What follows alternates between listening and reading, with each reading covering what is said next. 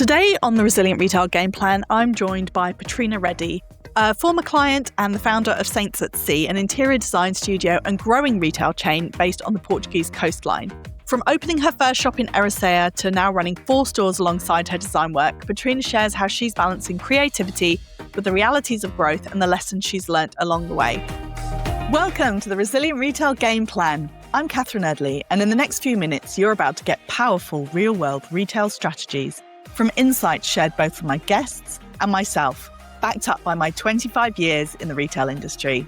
Keep listening to learn how to grow a thriving, profitable product business. Let's jump in with this latest episode. So, Petrina, let's kick us off by talking about the highlights. What's something that you've been really proud of as a business owner in the last year? I think in the last year, just learning how to grow the business itself within constraints and understanding how I can do this without a large funding background. For sure, yeah. And you've opened a couple of new locations. We started with 1 store in a tiny location in Ericeira, Portugal. And now we've grown to 4 stores. And I guess we're still looking for more places to explore by the coastline. But I think for now, we're just really grateful that we see some returns and there's also significant growth as you and I made some plans together, which I'm really blown away by because you just by looking at our numbers and our products and you really understand the duality of my business because on one section, I have the whole interior design studio running simultaneously with 4 retail stores. And you've really managed to help me hone in on not only expanding, but also reaching some of these targets and setting goals. And we've actually reached that. And we're still, maybe by the end of the year, might surpass those targets. Amazing. Yeah. Oh, it's fantastic. So let's talk about this then. So you joined Retail by Design. What was going on in your business before you joined? What were some of the challenges or frustrations that you were facing day to day? I knew I had the skeletal bone structure of the whole business, but just could not make connections. So in my mind, it just felt like everything was swirling around and I could not anchor, not just the concept, but just anchor the business itself so that I could better explore what was necessary to grow or to have better profits, which is something you helped me look at. I was just swirling around and I really needed some grounding, and that's what you gave me. I think that so many people will really relate to this, that because, not only do you have effectively the 2 businesses, the interior design and then the retail, and then multiple retail outlets, but I'm sure like many, many small business owners, you felt that being pulled in lots of different directions. Is that fair to say? Completely. Like you wear so many different hats. At the end of the day, it's either putting out fires, constantly finding solutions, which is fine because for me as a designer, that is part of what we do. That's generally what I'm comfortable with. But then trying to go beyond that, trying to expand and grow and make sense of all these numbers and understand the whole ordering system for 4 shops on top of interior design projects, that was definitely out of my hands. And I think that that's the thing, isn't it? If your time is spent kind of putting out the fires, it's so hard, I think, sometimes to see the big picture, to be able to pull back and see the bird's eye view and say, right, this is the direction that we're going in. Yeah, definitely. Because you've got blinders on, just kind of heading in one direction when you still have a lot of other things to solve. On top of that, there's also people management involved, not just your own personnel, but also clients. And it's overwhelming, to try and find a way to do all of this by yourself. Yes. And on top of that, trusting that you've given enough support to your team that they can help you with all those little issues. Yes, and also in your case, standardizing things across the stores as well. Oh my God, yeah, that's still a challenge, Trying to get everyone in uniforms we like to light incense on a daily basis it's part of our whole culture in the company. and these things, even the right music playing or rehanging the clothes on the rack where it's like not mixed up with colors and patterns all at once. You know what I'm talking about. Absolutely. And all of those things that, as something grows up organically, it starts off in a way like then as you replicate things across multiple stores, it's not just organic anymore. You have to start putting that process in. I think that's where you stepped in because I have this issue with replication. Also, I was designing bars and restaurants and clubs, and a big part of it was this big franchise business that the company had procured. It's all about replication, and it just kills a lot of my design instincts and my design spirit. Yes. So in my stores, what I was doing is each one had its own focus, which then helps me understand what the needs are. But when it comes to replicating processes and the functionality and the day-to-day business, I really needed you. Yeah, it's so true. You don't want it to feel like a carbon copy, but also if you've got 4 stores and they're all doing things very differently, it can feel really overwhelming. And to just add to that feeling of overwhelm, that being pulled in lots of directions. So you got that. And that really helped me put things into perspective. Tell us a little bit about maybe light bulb moments or a big shift that you made because of the program.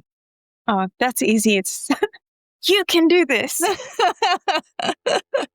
Yeah, the big light bulb moment is understanding from your perspective that there was room just within each store for growth and that I could squeeze it to its maximum capacity if I focused on ordering right and getting products in time and just chasing and following up on certain things that would help the employees on the floor to be able to make those sales.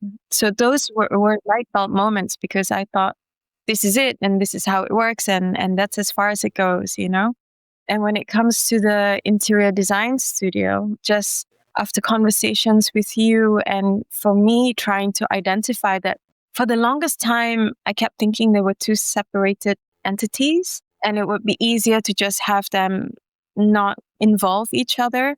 But you highlighted that, look, they live off each other. And that was definitely a light bulb moment too. And then I stress less about having to define each business. And there's far better flow in terms of employee work processes and also how the clients now just meander into the shop and they tend to pick up more things, although they already have products in their houses. Your shops are just so beautiful and you can really see the design that runs through all of them. And it doesn't surprise me that the people that you've designed homes for, it's like that visual identity for the whole business, the design work that you do and the stores, they all exist in the same aesthetic. So it makes sense that someone who has had their home designed would then, the things in the shop would feel like a natural fit. But I think it feels like an ecosystem rather than 2 completely separate things. Exactly. That's what you helped me see, Mm-hmm. And like you said, when you're in the thick of it and you're just putting out fires or trying to keep your head above water, I could not really identify in that way. That's definitely a light bulb moment too. And we're reworking on our website in order to then make it simpler for people to understand also virtually. We do have this interior design section and we have the shop section, but they're all in one big giant umbrella. You've created a world, and within that world, you can buy items to make your home be part of that world, or you can have your whole home designed to be part of that world. What's a tangible win? Maybe something to do with sales, with the retail, or maybe a personal breakthrough from your time in the program? Now that I don't know how long ago it was, but since we started together on this whole kind of trip, you've helped me highlight certain goals and also you helped me identify how much I would need to allocate in order to gain certain amounts of sales, which I never did before because it was just kind of ad hoc doing as you go and with some planning, we've really managed to reach the targets that you were talking about. That's definitely a big win because I thought like, yeah, okay, we'll get there someday. I didn't think we'd get there in 6 months. Yeah, that's fantastic. Of course, the business is so seasonal. You have your peak summer season. Yeah. So it was also partly about getting ready for that peak, right? Being ready to go. Yeah. It felt like you were packing up your whole house, ready to get on a flight, and you don't know when you're returning. It's one of those kind of experiences. What happened was during this planning process, and for us, the season runs kind of from April, mainly May is when it starts, to end of October, and we're starting to trickle off now. Just trying to gear up for such a short time period, knowing that, okay, you have to start saving for winter and that it is seasonal and we cater a lot to travelers.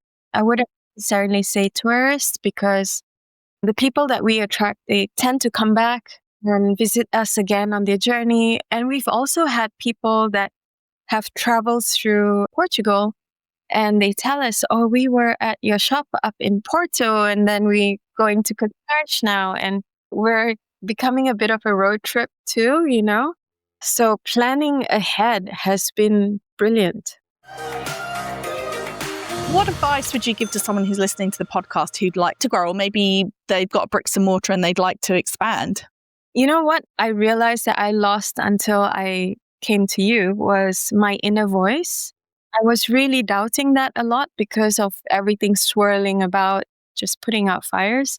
Definitely try to grow that and nurture your inner voice and not lose that, or your gut instinct, or your special box of treasures, I think you need to ground that and to keep your energy centered in order to face the challenges that will come. That's the thing, isn't it? Your business, if you're a bricks and mortar store or if you're a brand, if you're creating products as well, then it's about understanding what the customer wants, almost first and foremost, but it's also about your vision, right? Because you have to lead the customer and say, look, this is what I believe you should want or you will want. So if you lose that connection to your intuition, I guess quite quickly, does it feel like a bit lost? Like, well, what am I selling? Like, what is the point of view? Because it needs to have a point of view, right? Completely. It needs the point of view. It needs that story as to where it all came from. We do make our own products. So that's the whole planning ahead. And we're going to start to make more products this coming year because we know we can if we're organized and have the funds set aside to do so. But definitely on top of nurturing and keeping hold tight of your instincts and your inner voice, you need to be ready to go on this long, long journey. You'll have many tangents that you might go off on, but you need to stick to that road. You have to have this sense of determination to want to get to the end of this whole road or to actually enjoy the journey that you're on. Because, no one's going to hold your hand and tell you like, oh, you're doing great. It's awesome. It's fantastic. You need to be your own cheerleader. And I think these are the tools that you have to know from the start that you're going to need and then keep going. You can't stop. Yeah, you have to be somewhat relentless, right? Exactly. That's a good word for it. And that can be hard to do. It's one of those things that's easier said than done, right? Because if you do start losing that confidence and then you also have to have that determination, it's hard to have determination when you don't have confidence, I suppose. It does weigh down on you throughout this whole process. In your mind, if you can keep this idea of where you're headed and that there is no limit to how long it's going to take or how far it's going to go, and that you're in for the whole ride. And just be prepared for that. I think that will get you far, maybe. So then what is next? What are you excited about coming up for the business? There's always the opportunity to open a store in Lisbon or one down south in Algarve where it's bright and sunny all the time. But I would maybe want to focus into having people be able to experience our retail, our design. So maybe a space that they can rent and experience our lifestyle for a period of time, slow living in Portugal experiences maybe. Sounds fantastic. So like a holiday space. Yeah, I guess a holiday rental. And at the same time, for the year ahead, I'm working on a cultural design focused book that we can then sell in our shops because we see that it's something that's missing, defined with the culture that we're in here. Not many books written yet about Portugal in general. We can sell to clients where they would want to take it back with them. So that's what we're working on right now. They're all designed by us here in Portugal, but we do work with a lot of Portuguese artisans and makers that also have their own brands, but all Portuguese based. We do come together. We have workshops also on Saturdays at the shop highlighting the local potters. So we do have plate painting workshops or tile painting workshops with different potters. And we also have low intervention wine sessions on Saturdays, Portuguese wines and vineyards. So we are quite immersed in the culture in a way. And we would like to be able to put that into a book and share that with people. And final question then, if I gave you €1,000 to spend on making your business more resilient, what would you spend it on and why? Well, we do have the shop in Cascais, which is right by the marina. I would pack up my whole team, walk down to the marina, rent a sailboat and go out for the afternoon, have some Portuguese bubbly and oysters, have a little session and a picnic on a boat. Because without a team, where am I and where's all of this, you know? They really support and believe in what we do, and it carries us on and forward. That is such a really, really great point. Yeah, it's about creating that team bond through a special event like a picnic on a boat. Exactly. Resilient retailers, as you say. Fantastic. Well, thank you so much for sharing your story with us. And do you want to tell everyone where they can find you in your 4 locations in Portugal? First of all, you can find us online with our website, Saints at Sea on Instagram. We've got a shop up in Porto, as we are in the middle, close to Lisbon. We've got 2 shops here in Ericeira and one closer to Lisbon in Cascais. So we're generally by the waterside. Amazing. Fantastic. And we'll put all those links into the show notes and people can check you out. Thanks. It's been a wonderful journey with you exploring and understanding what I'm doing better. Like without your support, I'd feel still swirling in that tornado. I hope you enjoyed my conversation with Petrina. I loved working with her and helping her build her thriving chain of shops in beautiful coastal Portugal. You can find Saints at Sea online and on Instagram. Check out the show notes for the links. Thanks again for listening, and don't forget to like, subscribe or follow the podcast to be the first to know about each new episode.